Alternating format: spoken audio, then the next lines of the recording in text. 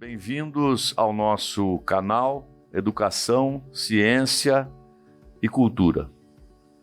Nesses nossos encontros semanais, nós vamos apresentar sempre algum tema ligado à educação, ao ensino, à ciência e à tecnologia e à cultura, de um modo geral. Música, dança, teatro, literatura. Então, sejam muito bem-vindos.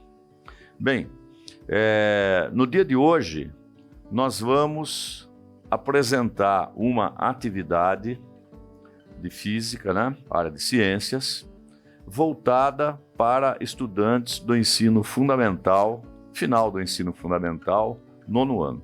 Então, vejamos aqui na tela. Nós estamos realizando essa atividade no âmbito de uma disciplina denominada Atividades Experimentais para o Ensino Médio e Fundamental, que faz parte do programa de mestrado profissional em ensino de física da Universidade Federal de São Carlos, campus de Sorocaba.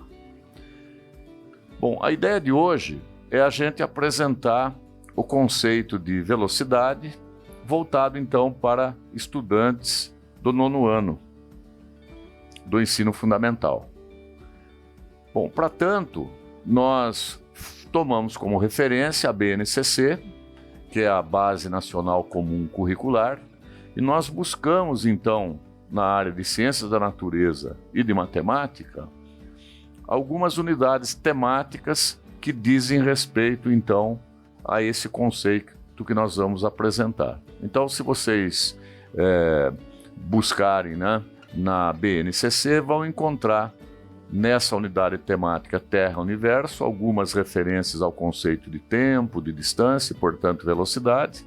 E também no 9º ano, na unidade temática Álgebra, se trabalha um pouquinho com problemas que envolvem razão entre duas grandezas diferentes, como velocidade e densidade. Bom, então, qual que é o nosso objetivo? Nosso objetivo é investigar e compreender o conceito de velocidade. Velocidade como sendo uma medida de rapidez, ou seja, a velocidade vai nos fornecer informação de quão lentamente ou quão rapidamente um corpo qualquer se desloca. E a gente vai então aprender esse conceito entendendo que o cálculo da velocidade, a velocidade média em particular, nós fazemos a partir da razão, quer dizer, da divisão do quociente entre duas grandezas físicas de naturezas diferentes. Quais são elas? Vejamos. Então está aí a definição, agora escrito numa linguagem matemática. A velocidade, particularmente velocidade média, você obtém fazendo a divisão, o quociente do deslocamento. O deslocamento está representado por um símbolo que a gente costuma usar bastante na física. Esse ΔS, o delta tem aí o sentido de variação, quer dizer, seria a variação do espaço. Vamos chamar de deslocamento, ok? Quer dizer, observe aquele objeto azul, está representando o corpo em movimento, então ele sai de uma posição e vai para uma outra posição. Então observe que embaixo, em vermelho, o ΔS está representando o quanto ele se deslocou. E o ΔT, o delta com esse sentido também de variação, de intervalo, o ΔT representa o intervalo de tempo, ou o tempo utilizado por ele para sair de uma posição e chegar até a outra, ok? Portanto, esse quociente, ou seja, o deslocamento pelo tempo, nos dá a velocidade média nesse período. Em termos de unidade, pela própria definição, você percebe muito facilmente esse símbolo, a velocidade média entre colchetes, nós estamos indicando a unidade da grandeza. No sistema internacional, a gente mede o deslocamento em metros e o tempo em segundo. Obviamente, então, a unidade de velocidade fica assim, metro por segundo. Mas, claro, todos vocês sabem que quando estão, por exemplo, num veículo, numa estrada ou na cidade, num carro, num ônibus, por exemplo, a gente utiliza outra unidade que é mais conveniente para esses casos, que é o quilômetro por hora, não é? Mais adequado para essas situações.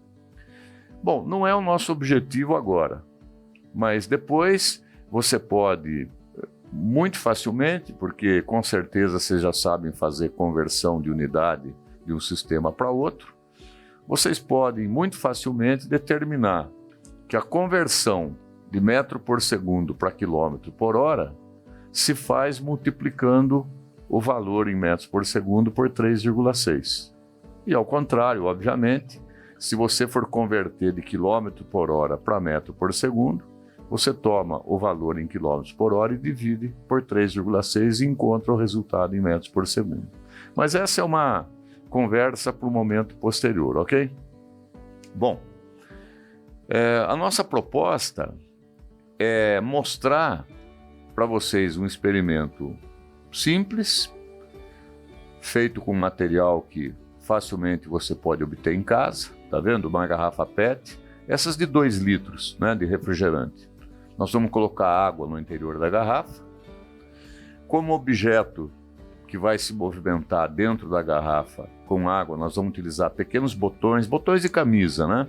Ou alguns pequenos objetos equivalentes.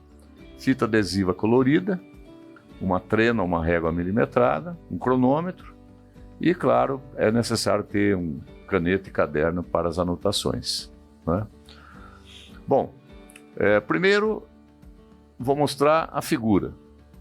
Isso é o que nós vamos fazer. Nós vamos pegar a garrafa e, utilizando fita adesiva, nós vamos cortar alguns pedacinhos de fita, essa verde que está mostrada aí, e a partir da base nós vamos colocar 3 pedacinhos de fita distantes 9 centímetros um do outro e vamos preencher a garrafa até quase a boca. Agora vamos dar uma olhadinha na nossa garrafa aqui real, ok? Então tá aqui a garrafa. Vocês podem observar aqui as 3 pedacinhos de fita adesiva, ok? A gente pode pegar aqui uma trena e observar que então, de uma para outra, nós temos 9 centímetros, não é? 9 centímetros e 9 centímetros até a base. Aí o que nós vamos fazer? Nós vamos pegar um pequeno objeto, vamos colocar aqui na boca da garrafa, vamos deixar ele chegar aqui nessa primeira marca verde e vamos medir o tempo para esse objeto se deslocar da primeira até a segunda, a partir de cima. Portanto, esse objeto vai percorrer 9 centímetros. Bem, queria alertá-los para o seguinte. Antes de mostrar esse experimento para vocês, claro que eu fiz alguns testes, né? Então, por exemplo, eu tentei com esses chumbinhos que o pescador usa para colocar na vara de pescar. Muito rápido. É muito difícil medir o tempo. Peguei uma pequena argolinha metálica, também muito rápido. Peguei um pequeno objeto aqui de plástico, né, um polímero. Também acabou não dando certo. Ele é um pouquinho grande, acaba girando um pouco em torno de si mesmo, ficou difícil conseguir a estabilidade dele. Aí ao final, consegui alguns botões, pequenos botões de camisa, né?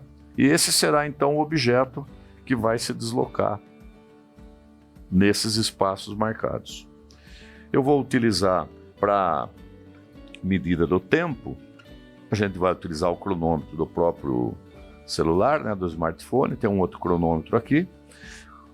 Esse tempo, ele é relativamente pequeno, então vocês vão observar, porque já realizei o experimento, que o trajeto entre essa marca e essa, para esse objeto aqui, o botão, vai ser mais ou menos da ordem de 1 segundo e pouco. Então o que nós vamos fazer é isso aqui, ó. Eu vou abandonar o botão aqui na boca da garrafa. A garrafa já está com água aqui até esse ponto e vou medir o tempo entre esse traço e esse. Então, primeiramente, 9 centímetros, ok? Então vamos fazer isso, ó. Observe bem o botão caindo, ok? Bom, eu travei. Vou anotar aqui, ó. Deu 1,07 segundos. 1 segundo e 7 centésimos. Aí o que a gente faz? Voltamos, né? O ideal seria pegar exatamente o mesmo botão, para que o corpo, digamos, de prova seja sempre o mesmo. Claro que aqui eu teria que, para tirar o botão, tem que jogar água, colocar água novamente. Então eu fiz o seguinte, peguei um conjunto de botões, né, de mesmo tamanho, digamos assim, de mesma família, não é? E vou repetir o experimento com um botão igual, digamos, né? Então vou fazer isso novamente, ó. Então vou jogar ele aqui, ok? E vamos medir o tempo da primeira para a segunda marca. Aqui nós temos novamente, ó, 1,06. Vou novamente zerar o cronômetro. Ok? Vou pegar outro botãozinho. Vou lá marcar. Aqui nós temos outro 1,18. Agora, note o seguinte. Eu fiz algumas medições. O ideal é que a gente repita um certo número de vezes. Eu estou sugerindo 10 vezes, né? Por que razão? Porque você observa que quando você faz a medida, ora você aciona um pouco antes, ora um pouquinho depois. Então, toda medida experimental é inerente a ela tem uma incerteza associada. Quer dizer, você nunca mede o valor real.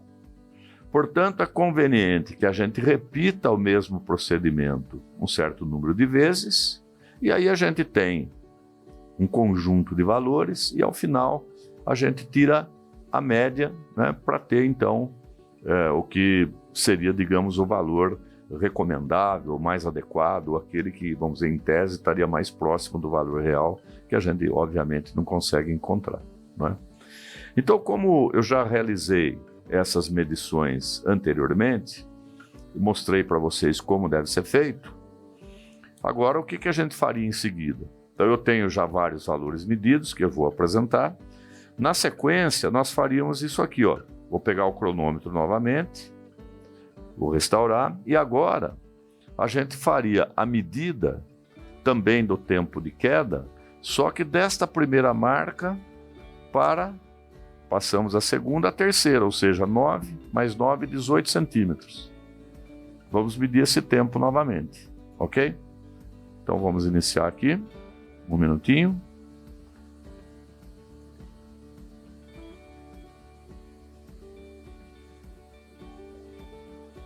Deu aqui, ó, 2,07, anotei. Vamos pegar mais um botãozinho. Vou repetir o procedimento.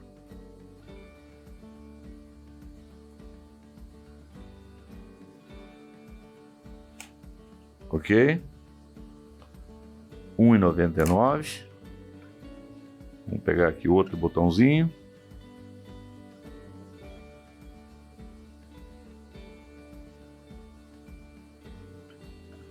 Aqui.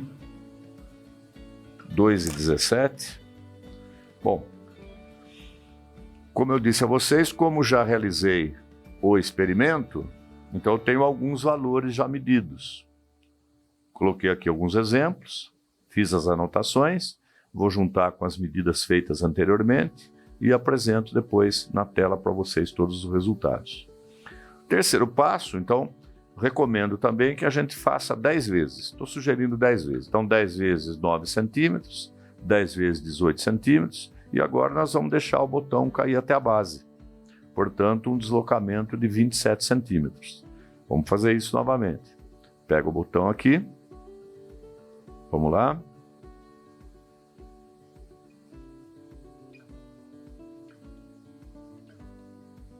Ok? 3:11. Novamente.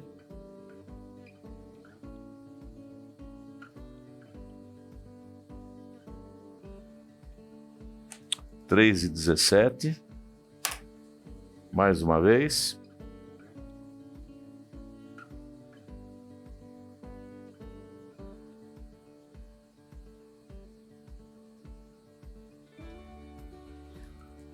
2:91.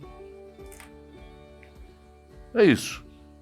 Então a ideia seria a gente repetir essa medida 10 vezes, essa 10 vezes e essa daqui 10 vezes.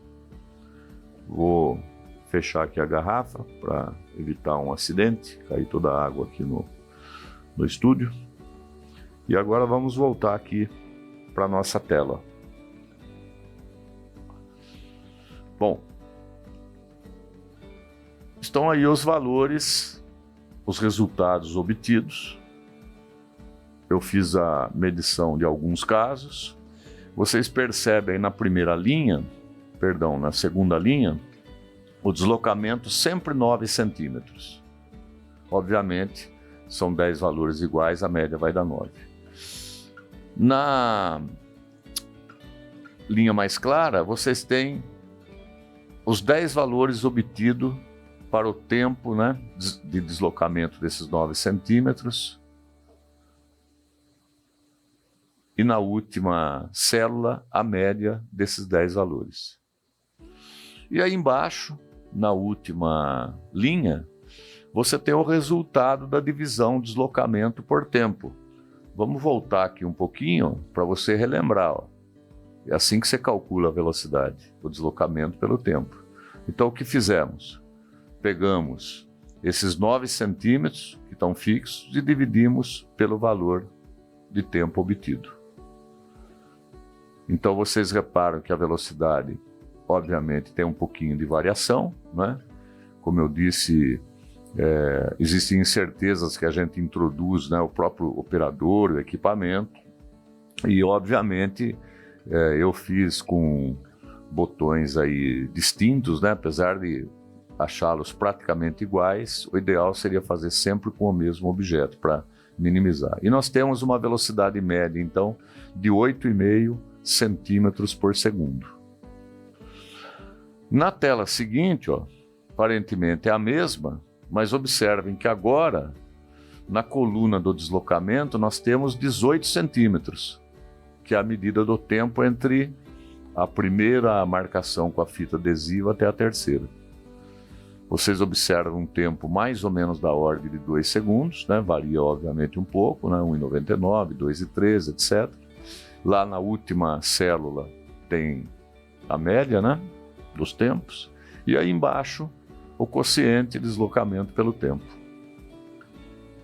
Vocês já devem ter notado que ao dobrar o espaço, o deslocamento, o tempo também praticamente dobrou, né? Note que a velocidade antes, olha lá, 8,5, eu voltei para a tela anterior, agora 8,6. E na tela seguinte, ó, observem que aparentemente ela é igual, mas note que agora o deslocamento é de 27 centímetros. E aí vocês têm também os tempos medidos, né? As 10 medições realizadas. Lá o tempo médio. E aí então na última linha as velocidades calculadas pelo quociente de deslocamento-tempo. Ok? Mais ou menos 8,7. Então observando a primeira 8,5, depois 8,6, 8,7, o que a gente pode concluir? Ó, vamos dar uma olhadinha nessa tela então primeiro, né? Antes da gente concluir a nossa discussão, eu juntei as 3 tabelas, vocês observam lá 8,5, 8,6, 8,7. Claro, a velocidade variou um pouquinho, né? Mas creio que é razoável a gente admitir que a velocidade é aproximadamente constante nesse intervalo, né? Ou seja, a velocidade mais ou menos da ordem de 8,6 centímetros por segundo, né? Uma discussão que a gente pode fazer agora seria assim: qual é a relação entre deslocamento e velocidade? Ou seja, velocidade e deslocamento guardam entre si uma relação de proporcionalidade direta ou inversa? Então é só você voltar para cá, né? Pensa um pouquinho na definição. Ó. Note que se você amplia o deslocamento, e se o móvel gastasse o mesmo tempo para percorrer esse deslocamento maior ou menor, obviamente, maior deslocamento para ele gastar ao mesmo tempo, ele teria que ter maior velocidade. Concordam? Se o deslocamento é menor e ele vai fazer esse deslocamento no mesmo tempo, claro que ele tem que ser mais lento, a velocidade é menor. Ou seja, se você fixar o intervalo de tempo, a velocidade média do deslocamento guarda entre si uma relação direta. Quanto maior o deslocamento, para que ele seja feito no mesmo tempo, eu preciso de uma velocidade maior. Né? Agora, vamos voltar para cá. Tem uma outra pergunta. E qual a relação entre tempo e velocidade? É uma relação de proporcionalidade direta ou inversa? Então, voltemos para cá. Ó. Observe.